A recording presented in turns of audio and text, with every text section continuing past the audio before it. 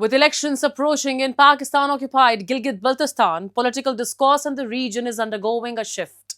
Long-standing demands for constitutional recognition are now being overtaken by anger over land seizures, resource exploitation, and China-backed projects under CPEC.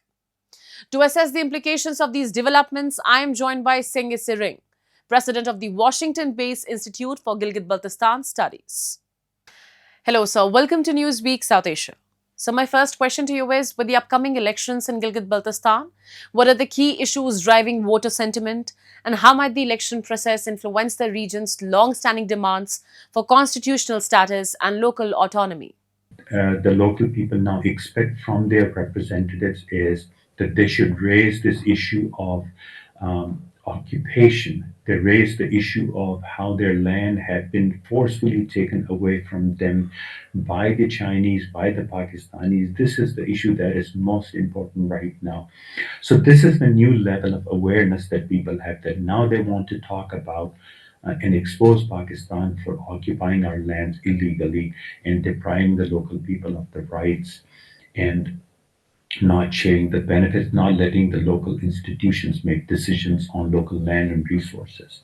So this is something, they are really concerned about, and the implications of letting Pakistanis deal with our affairs is that it is a direct attack on our cultural identity and direct attack on our connection and our emotional link with our ancestral land. So I think that is something that local people would like to maintain, and it can be maintained only if they expose Pakistan for its occupation and also push and force it to withdraw from our lands.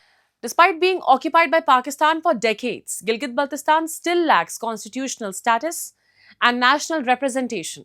What structural or political barriers continue to prevent this recognition? Our land, the ruler of our land had a letter of accession offered in favor of India to the British monarch. These are all realities that cannot be just washed away. So Pakistan doesn't have a legal, standing. It does not have a legal claim on Gilgit-Baltistan.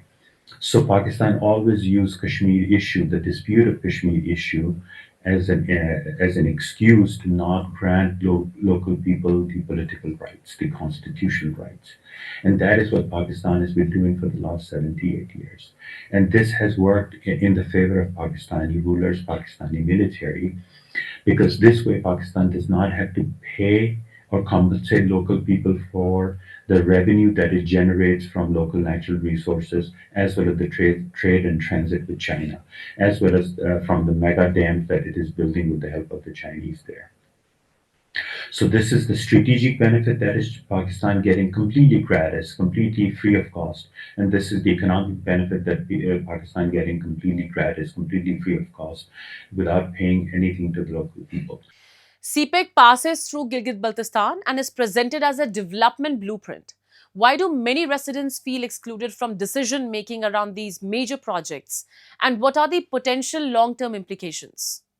We call it a colonial tool. We do not call it a developmental tool. We don't think that any development that will happen through CPEC will be beneficial for the local people. It will be done for the strategic benefit of China to have a permanent presence there. Otherwise, China will lose its important access to the Gwadar port in Karachi. So I think CPEC, the reason why you asked that why the local institutions, why the local government in Gilgit does not have any say in decision making in the CPEC, is because Pakistan and China do not want the local people to impose themselves and demand more rights and more benefit from these projects. They're not being implemented to benefit the local people. The simple answer is that. That's why local people and local institutions have no say in it. This is the land of India. Gilgit is land of India, and now China is trying to make a permanent presence in Gilgit-Baltistan because of the changing strategic environment in the Middle East. So that's why I think the local people have come against CPEC, against the mega projects, mega dams, against the trade and transit that it provides to the Gwadar port. Thank you so much for sharing your insights, sir. Thank you.